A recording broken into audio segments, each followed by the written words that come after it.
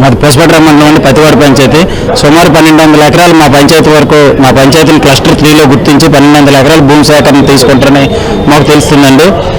ఇటువంటి నిర్ణయాలు ప్రభుత్వం, కేంద్ర ప్రభుత్వమైన రాష్ట్ర ప్రభుత్వమైన రైతులు ఇష్టపూర్వకంగా వాళ్ళ ఆమోదం పొంది భూసేకరణ చేపట్టాలి తప్ప ఏదో ఆగమేఘాలమైన ఎవరెవరో డ్రోన్ల సర్వేలతో భూసేకరణ చేసించి నిత్యం వ్యవసాయాలు చేసుకుని బతికే గ్రామాలండి మావన్నీను.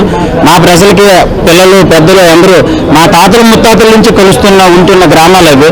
మా పంచాయతీ నుంచి అందరము వచ్చాం. ఇలాంటి తీర్మానాలు ప్రభుత్వాలు వాళ్ళు ఎక్కడో వాళ్ళు క్యాబినెట్లోనో వాళ్ళ ఆఫీసుల్లోనో చేసుకోవాలి, కానీ ప్రజల వద్దకి ప్రజల మందికి ఇప్పుడు ఈ 8-7 క్లస్టర్లలో 20,000 ఎకరాలు భూసేకరణ చేస్తారంటే ఎవరు ఆమోదం పొందింది, ఏ గ్రామ సభ జరిగింది, ఎక్కడ తీర్మానం జరిగింది?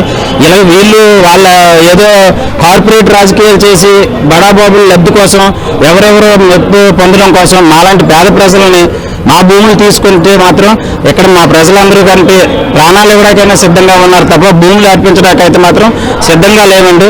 ఎంతోమంది పిల్లలు పేదలు అందరూ నిత్యం వ్యవసాయాల బతికే గ్రామాలండి మావి.